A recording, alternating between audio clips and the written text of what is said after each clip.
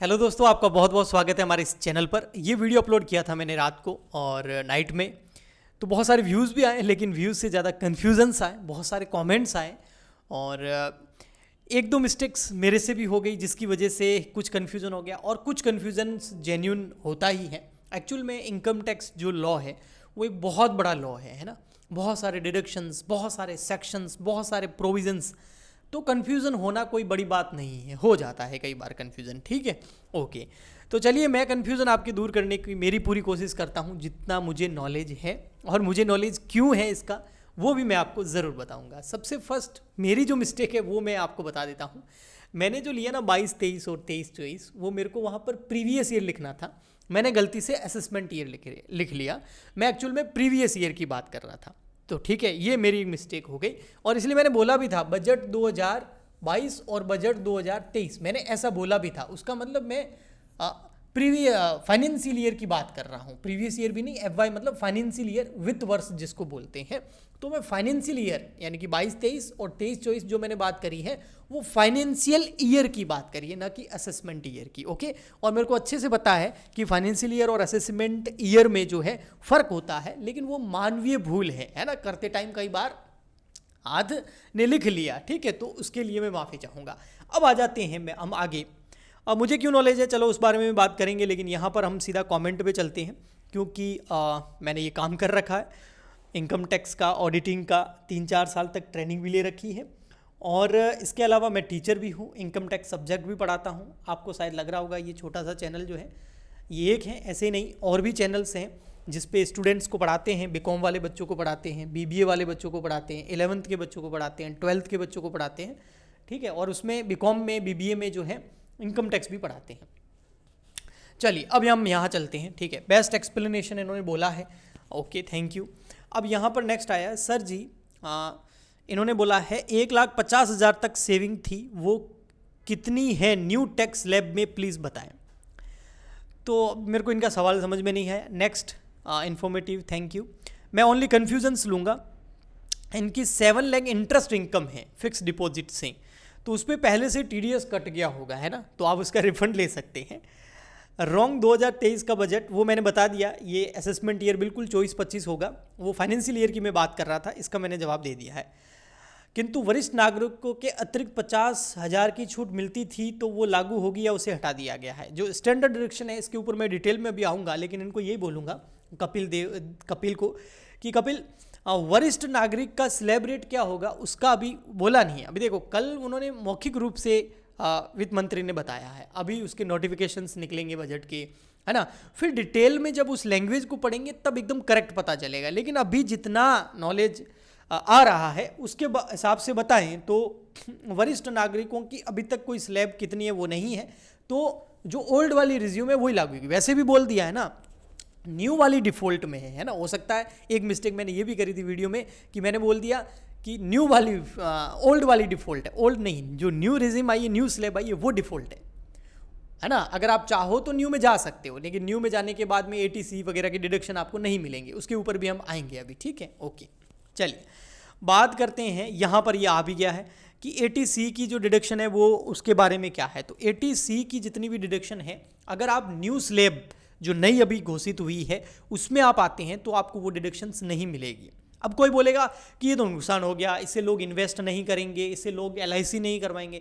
अरे भैया, LIC किस लिए करवाते थे? इनकम टैक्स से छूट लेने के लिए, या फिर LIC लाइफ को सिक्योर करने के लिए, उसके लिए करवाते थे। हाँ, कुछ हद तक फ़र्क ज़रूर पड़ता है। लोग इस लालच में आके कि चलो LIC कराएंगे तो एक लाइफ की रिस्क भी कवर हो जाएगी और इसके अलावा इनकम टैक्स में डिडक्शन मिल जाएगी। लेकिन मुझे एक बात बताइए, जिनकी इनकम 5-7 लाख रुपए हैं, क्या वो 1.5 लाख रुपए की LIC कराएंगे? नहीं कराएंगे ना। 1.5 लाख रुपए का प्रीमियम भरेंगे, LIC मतलब प्रीमियम भरेंगे 1.5 लाख रुपए का हर साल, जिनकी इनकम ही साल भर की 5-6 लाख रुपए है, नहीं भरेंगे। तो उनको, ऐसे लोगों को ज़्यादा फायदा LIC की वजह से नहीं मिलता था। उनका, मैं खुद रिटर्न भरता हूँ, उनका प्रीमियम ही होता था 10,000 20,000 पूरे साल का, ज़्यादा से ज़्यादा 50,000 किसी का होता था। तो उनको 7 लाख में से ओनली 50 का ही बेनिफिट मिलता था। लेकिन अब भले वो ATC में उनको 50,000 की डिडक्शन नहीं मिल रही है, लेकिन 7 लाख रुपए तक वो टैक्स नहीं पे कर पाएंगे ना। तो उस हिसाब से ऐसे लोगों के लिए बढ़िया है। लेकिन जिनकी इनकम बहुत ज़्यादा थी उनके लिए ये सही नहीं है, क्योंकि वो तो 1.5 लाख रुपए तक का प्रीमियम का फ़ायदा उठा सकते थे। ओके, डिडक्शन का, एटीसी का। सीनियर सिटीजन के लिए क्या है, तो अभी तो ओल्ड वाला ही मानो आप, है ना, न्यू वाला नहीं है उसमें स्लैब।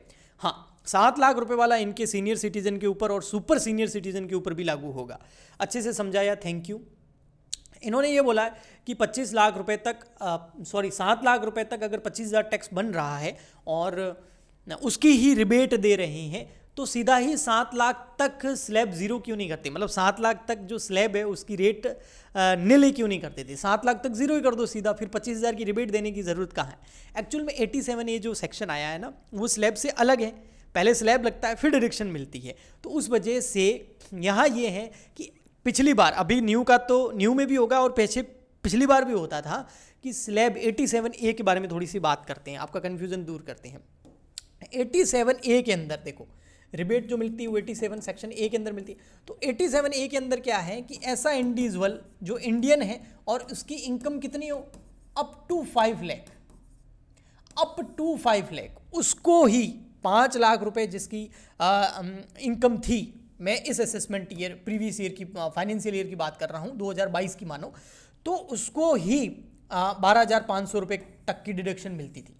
अभी किसी की इनकम अगर 1 लाख रुपए है तो उसका जितना भी, उस पर तो वैसे भी स्लैब में माइनस हो गया, 3 लाख है तो 50,000 रुपये जो टैक्स लगेगा वो माफ हो जाएगा। 5 लाख तक अगर किसी की इनकम 5 से ज़्यादा है तो उसको 87A के अंदर डिडक्शन नहीं मिलती थी। तो अभी भी ऐसा ही होगा, अभी भी जो 7 लाख रुपए की इन्होंने बताई है, 7 लाख रुपए तक अगर किसी की इनकम हो तो ही रिबेट मिलेगी आपको 25,000 रुपये तक है। देखो 25,000 रुपये तक। अब किसी का टैक्स 12,000 बन रहा हो तो उसका मतलब उसकी इनकम 7 लाख से कम होगी, तो फिर उसको उतनी डिडक्शन मिल जाएगी। लेकिन अगर किसी की इनकम 8 लाख 9 लाख रुपए है तो फिर ये रिबेट नहीं मिलेगी 25,000 की। मान लेते हैं किसी की इनकम अगर 9 लाख रुपए है तो उसका क्या होगा, 3 लाख रुपए तक तो नील, अगले 3 लाख पे कितना मिल जाएगा उसका 5%, वो कितना हो गया 15,000, और नेक्स्ट 3 लाख, क्योंकि 9 है ना, 3 हो गए, 3 6 और 3 अगले 9, उस पर कितना मिलेगा 10%, वो कितना होता है 30,000। तो उसका टोटल टैक्स कितना होता है 45,000। अब उसमें 25,000 की छूट नहीं मिलेगी, क्योंकि 25,000 की छूट तभी मिलेगी, रिबेट तभी मिलेगी जब आपकी इनकम 7 लाख रुपए तक हो, है ना। तो 45,000 रुपये इसको टैक्स पे करना पड़ेगा क्योंकि इसकी इनकम 7 लाख से पार कर गई है। ओके, इसके साथ में बता देता हूँ, एक आया था सर स्टैंडर्ड डिडक्शन जो है वो 15 लाख रुपए के बाद मिलेगी। भाई साहब मैंने जितना पढ़ा और जितना मैंने ऑफिशियल न्यूज़ जो है जैसे टाइम्स ऑफ इंडिया पे जाके देखा, मैं आपको भी दिखा सकता हूँ कि ऐसा कहाँ लिखा हुआ है। देखो भाई साहब 15 लाख रुपए मैक्सिमम लिमिट हो सकती है, मिनिमम कैसे होगी, ठीक है। मैक्सिमम लिमिट समझ में आता है कि 15 लाख रुपए तक वो डिडक्शन मिलेगी, उसके बाद नहीं मिलेगी, ये बात तो समझ में आती है, ठीक है। लेकिन 15 लाख रुपए के बाद में मिलेगी ये मेरे गले उतरी नहीं, लेकिन मैंने फिर भी पढ़ा इसके बारे में और मैंने बोला क्या पता नई टैक्स रिजीम के अंदर ऐसा कुछ कर दिया गया हो। तो मैं आपको उसकी हाइलाइट्स बता देता हूँ, ये रही। ये तो अब न्यूज़पेपर है ना, द इकोनॉमिक्स टाइम्स है ना, तो इसमें तो अब अपन एक बढ़िया मान सकते हैं, रेफरेंस इसको ले सकते हैं, ठीक है। तो देखिए यहाँ पर मैं बताता हूँ आपको, इसको रोकने दो। ये देखिए यहाँ पर बहुत सारा कन्फ्यूज़न यही था कि स्टैंडर्ड डिडक्शन जो है वो कैसे मिलेगी, वो तो 15 लाख रुपए के बाद मिलती है, आप कैसे ये कर रहे हैं। ये देखो, no tax on income up to ₹7 क्या लिखा हुआ है, no tax up to ₹7.5 lakh. 7.5 lakh मतलब 7.5 लाख रुपए ईयर, न्यू टैक्स रिजिम। क्यों, क्या लिखा हुआ है यहां पर, एक सेकेंड इसको हटाता हूं मैं, सॉरी। हाँ ठीक है, देखो यहां क्या लिखा हुआ है, with inclusion of standard deduction. Standard deduction इसका मतलब 7 लाख रुपए वो और 50,000 रुपए वाली स्टैंडर्ड डिडक्शन जो सैलरीड पर्सन को मिलती थी। हमने कितने सारे प्रीवियस रिजीम के अंदर जो है भरे हैं रिटर्न्स, तो उसके अंदर 50,000 रुपए की डिडक्शन मिलती थी, चाहे आपकी सैलरी कितनी कम क्यों ना हो। 2 लाख रुपए की सैलरी है तो भी 50,000 की डिडक्शन मिल जाती थी। तो मैंने तो वही सोच के, जो मैंने प्रैक्टिकल किया है वही सोच के बोला कि भाई अभी भी ये डिडक्शन तो मिलनी चाहिए, पहले भी मिलती थी अभी भी मिलेगी। और यहाँ पर द इकोनॉमिक्स टाइम में आप देख लीजिए, आपको पता चल गया। तो 15 लाख रुपए जो आप बोल रहे हैं ना, वो मैक्सिमम लिमिट हो सकती है, वो भी मैं कह रहा हूँ हो सकती है, मैंने अभी वेरीफाई किया नहीं है, मिनिमम नहीं है वो, 15 लाख रुपए तक अगर किसी की सैलरी है तो स्टैंडर्ड डिडक्शन मिलेगी, ऐसा हो सकता है। देखो आ गया 7.5 लाख रुपए। ओके चलिए, ये कुछ सवाल थे, उनके आंसर्स मैंने देने की कोशिश करी है। चलिए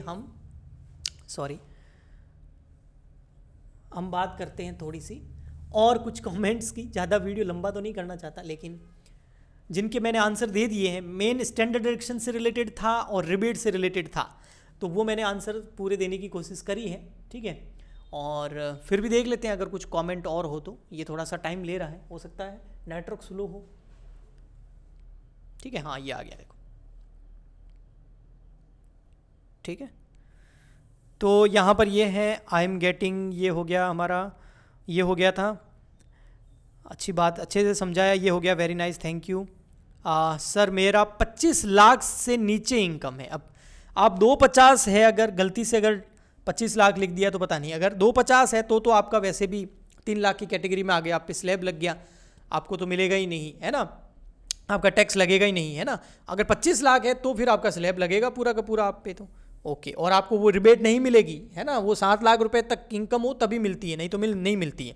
7 लाख तक फाइल नहीं करे हैं क्या, ये 3 लाख के ऊपर फाइल करना पड़ेगा क्या, ये बता दो भाई। अगर आपकी इनकम जो है वो नील रेट में आती है, 3 लाख रुपए तक की है, तो आप इनकम टैक्स नहीं फाइल करो तो भी चलेगा, लेकिन फाइल करना चाहिए, क्योंकि कहीं ना कहीं हम जब इनकम टैक्स रिटर्न फाइल करते हैं तो वो रिटर्न्स जो है हमारे कहीं काम आते हैं, जैसे लोन लेने वगैरह में, है ना, तो वो सही रहता है। ओके, नील का रिटर्न भी फाइल करते हैं, काफ़ी लोग नील का रिटर्न फाइल करते हैं, ठीक है।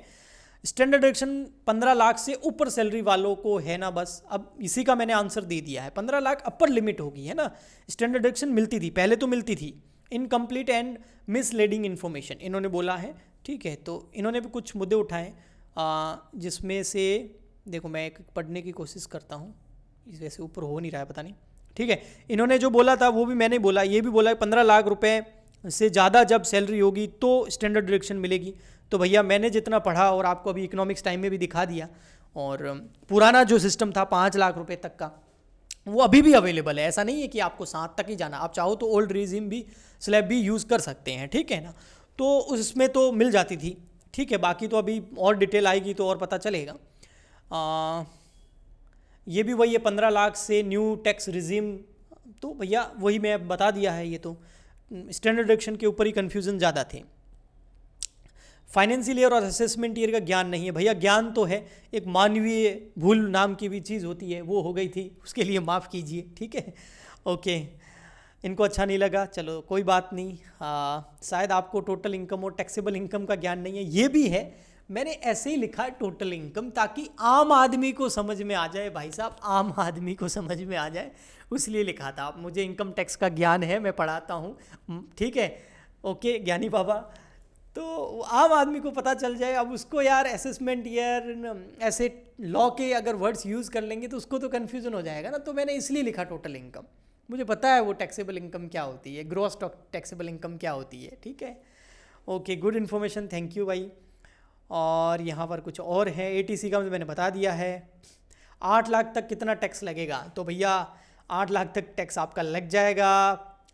6 लाख 3 लाख का हो जाएगा आपका 15,000, और 1 लाख पे लग जाएगा आपका, 2 लाख पे लग जाएगा आपका फिर 10%, ठीक है। तो 20,000 और 15,000 लगभग 35,000, हाँ 35,000 रुपये होगा। उल्लू बना दिया सबको, ये मेरा नहीं कह रहे हैं, गवर्नमेंट का कह रहे हैं विवेक जी, ठीक है। ओके, क्या 80C की छूट नहीं मिलेगी? नहीं, न्यू टैक्स रिजीम लेते हैं तो नहीं मिलेगी। अगर आपको ये 7 लाख तक रिबेट लेनी है 25,000 रुपये की तो नहीं मिलेगी, वरना मिलेगी। ओके, कुछ अच्छे कमेंट भी आए, ठीक है, और मिला जुला असर रहा। अब वही है, मिस्टेक्स मेरे से भी हो सकती है, आप कुछ चीज़ समझ रहे हैं तो आपसे भी हो सकती है ना। करना क्या चाहिए, मिल करके उसको क्लियर करना चाहिए, उस डाउट को क्लियर करने की कोशिश करनी चाहिए, ट्राई करना चाहिए, है ना, ताकि क्लियरिफिकेशन हो जाए, है ना। ओके, सो आपका इतना सारा प्यार मिला उसके लिए थैंक यू सो मच। और मेरे कौन कौन से न्यूज़ चैनल्स हैं जहाँ मैं BCom BBA एंड 12th वाले बच्चों को पढ़ाता हूँ, इनकम टैक्स भी पढ़ाता हूँ, तो उसके लिए थोड़ा इंतजार कीजिए, वीडियो बनाएंगे। लाइक शेयर सब्सक्राइब जरूर कीजिए, कमेंट कीजिए। हम मिलते हैं नेक्स्ट वीडियो में, आज के लिए इतना ही, तब तक के लिए गुड बाय, थैंक यू।